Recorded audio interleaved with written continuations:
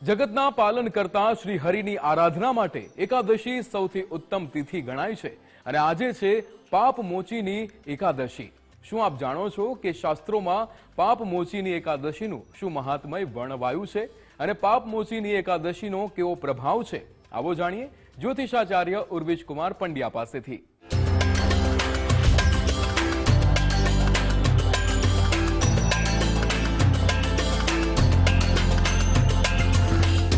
कृपादूर्ध्व उदयित पुरुषः पादोत्सेहा भवत् पुनः ततो विक्वम विक्रामशासना नशने अभि। नमो नमः। તમારા બધાનું સ્વાગત કરું છું આધ્યાત્મિક મહાશક્તિમાં। આજે પાપ મોચની એકાદશી। પાપ મોચના આ શબ્દને જ્યારે વિચાર કરીએ છીએ તો એવું સમજાય છે કે જે પાપોને મોચિત કરે છે, છોડાવે છે, દૂર કરે છે, એમાંથી બચાવે છે અને એ બચાવ કરવા માટે જે જ્ઞાનરૂપી ગંગા છે એનું નામ છે એકાદશી। અને એટલા માટે વ્રત વિધિ વિધાનમાં શ્રેયસ્કર કોઈ તિથિ આવતી હોય તો એને એકાદશીની તિથિ કહેવામાં આવે છે કે જેના અંદર આપણે આપણા વ્રત થકી ઈશ્વરના સાનિધ્યમાં એ સમયને આપીને અને આપણા જીવનને ઉત્તમતા આપી શકીએ। તો એ જે વિચાર છે એ વિચારને પરિપાક સુધી પહોંચાડવા માટેનો દિવસ એટલે એકાદશીનો દિવસ અને એમાં પણ પાપ મોચના એકાદશીનો દિવસ।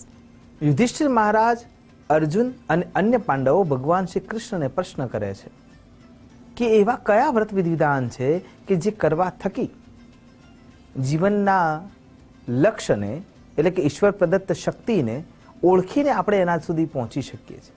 અને આ પ્રશ્નોના જવાબમાં ભગવાન શ્રી કૃષ્ણ વ્રત વિધિ વિધાનોની કથાઓ દ્વારા એમને શિક્ષણ આપતા હોય છે અને એ જણાવે છે એમાં ફાગણ માસના કૃષ્ણ પક્ષની જે એકાદશી છે એની મહિમા ભગવાન શ્રી કૃષ્ણ કહી રહ્યા છે। આ જ પ્રશ્ન માંધાતા નામના ઋષિએ પોતાના ગુરુવર્ય લોમસ ઋષિને પણ આ જ પ્રશ્ન કર્યો હતો કે પાપ મોચના કેવી રીતે કરી શકાય? કેમ કે દરેક વ્યક્તિ જીવાત્મા પાણીમાં રહે છે, એ માયાના પાણીમાં રહે છે અને એ પાણીમાં રહેતા હોવાના કારણે થઈને જેમ માછલી પાણી ક્યારે પી લે એ જાણી શકાતું નથી, એમ વ્યક્તિ પાપ કેવી રીતે કરી લેશે એ સમજાઈ શકાતું નથી। તો આ પાપમાંથી મુક્ત થવા માટે હે લોમસ ઋષિ અમને ઉત્તમ માર્ગ બતાવો। કથા કંઈક આ પ્રમાણે ચાલી રહી છે।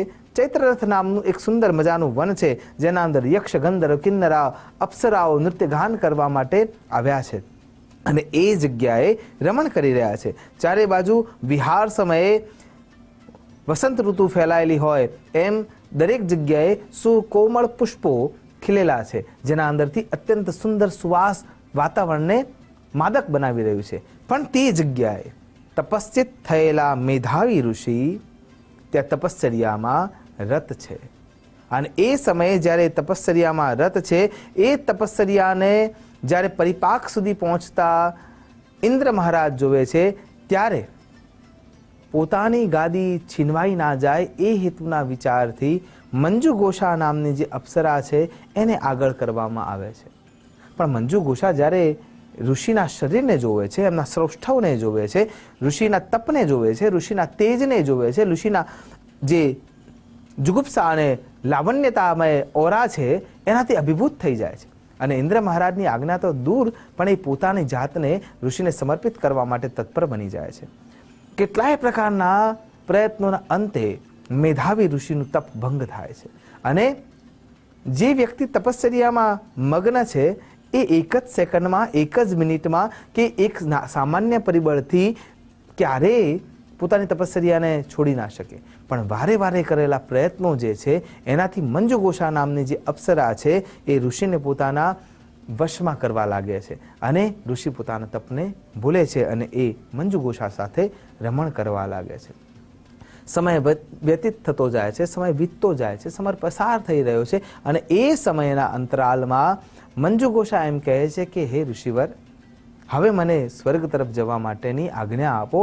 મેં ઘણા વર્ષો સુધી તમારી સાથે રમણ કર્યું છે અને હું તૃપ્ત છું। ઋષિ હજી એમ કહે છે કે હજી તો સંધ્યાનો સમય થયો નથી, આટલો જ સમય આપણી સાથે વિતાવ્યો છે અને છતાંય તમે એમ ઉતાવળતા દેખાડી રહ્યા છો કે હવે મારે જવું જોઈએ અને સ્વર્ગમાં જવાની આટલી બધી અભિલાષા કેમ છે અને કયા કારણે તમે સ્વર્ગ તરફ જવા માટે આટલા ઉતાવળા બની રહ્યા છો?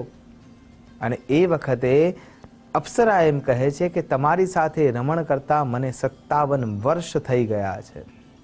ઋષિ જ્યારે આ શબ્દ સાંભળે છે ત્યારે એમના મનમાં એક ક્ષોભની લાગણી અનુભવાય છે કે મેં એવું કયું કાર્ય કરી દીધું કે મને 57 વર્ષ સુધી ખબર ના રહી કે મેં મારી તપશ્ચર્યાને છોડી દીધી છે. દરરોજની સંધ્યા, વંદના, ઉપાસના, અર્ચના, આરાધના, મારા તપશ્ચર્યાના મંત્રો હું 57 વર્ષથી છોડી બેઠો છું. આ કામાંધતાની પરાકાષ્ઠા છે. અને ક્રોધાવશાત થઈને ઋષિ શ્રાપ આપી બેસે છે કે તે મારા જોડે પિશાચનું કર્મ કર્યું છે, એટલે પિશાચ યોનિમાં તારો જન્મ થઈ જાય, તારું શરીર પરિવર્તિત થઈ જાય અને તું એની યાતના ભોગવવા માટે તત્કાલ આબદ્ધ થઈ જાય. અપ્સરાનું શરીર બદલાઈ જાય છે, પિશાચ યોનિમાં એનો જન્મ થાય છે, પિશાચ શરીર પણ મળવા લાગે છે. પણ એ પૂર્વે એ ઋષિના ચરણોમાં વંદન કરીને બચવા માટેની આજીજી કરે છે. ને એ વખતે ઋષિ એમ કહે છે કે ફાગણ માસના કૃષ્ણ પક્ષની પાપ મોચની એકાદશીનું વ્રત કરીશ, જાણતા કે અજાણતા, ત્યારે તને તારું શરીર પાછું મળશે.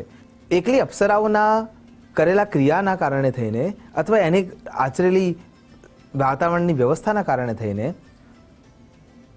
ઋષિ પોતાનું પદ ભ્રષ્ટતાને સ્વીકાર કરે છે, પણ એની સાથે એમની પણ અનુમતિ તો છે જ. ભલે એ કામાંધ થયા એના કારણે થઈને એ આ ક્રિયા કરી રહ્યા છે, પણ એના સાથે એ પણ તો એના અંદર જોડાયેલા હતા. એટલે એ એટલા ને એટલા જ ટકા, જેમ 50% અપ્સરાનો દોષ છે એમ 50% ઋષિનો પણ દોષ છે. એમાં અનુમતિ હતી અને એટલા માટે ઋષિ પણ પસ્તાવો કરે છે અને પોતાના પિતા ચવન ઋષિ પાસે જઈને એ આ ઘટના વિદિત કરે છે. ચવન ઋષિ એને ઠપકો આપે છે અને કહે છે કે તે બહુ મોટું ખોટું કાર્ય અને ભૂલ ભરેલું કાર્ય કરી દીધું છે, પણ હવે તારા માટે પણ એ જ ક્રિયા જરૂરી થઈ જાય છે. જેમ તે અપ્સરાને એવું સમજાવ્યું છે કે પાપ મોચની એકાદશીનું વ્રત કરી રહેવામાં આવશે તો તને અપ્સરાપણું ફરીથી પાછું મળી શકે એમ છે, એમ તમને પણ ઋષિ કુમાર હોવા છતાં પણ, આટલું તપશ્ચર્યા કરેલું હોવા છતાં પણ તમારે પણ પાપ મોચની એકાદશીનું વ્રત વિધિવિધાન પૂર્ણ રૂપે કરવું રહ્યું. અને એ વિધિવિધાન કરવા થકી જ તમે પણ ઉત્તમ રીતે પોતાની શક્તિઓને પાછી મેળવી શકશો અને તપના અંદર થયેલો જે ભંગ છે એની પ્રતિપૂર્તિ કરી શકશો. સમયની સાથે એકાદશી આવે છે, ઋષિ પણ તપ કરે છે અને એમની અનુકંપાના આધારે એ પિશાચોનીમાં દુઃખ ભોગવતી મંજુ ઘોષાને પણ એ વાતનું જ્ઞાન થાય છે અને એ પણ જાણે અજાણે તપમાં આલોડિત થાય છે. અને તપના પ્રભાવથી, પ્રતિરૂપથી ઋષિ અને અપ્સરા બંનેને પોતાનું વાસ્તવિક જ્ઞાન થાય છે. અપ્સરાને પોતાનું શરીર મળે છે, ઋષિને પોતાનું તપ મળે છે. કહેવાનું તાત્પર્ય અહીંયા એ છે, ઘટના અહીંયા પરિપૂર્ણ થાય છે, પણ જાણે અજાણે આપણે એવા કેટલાય કર્મ કરી લેતા હોઈએ છીએ, ચાહે એ વિચારોથી હોય, વાણીથી હોય, શબ્દોથી હોય કે કર્મથી હોય.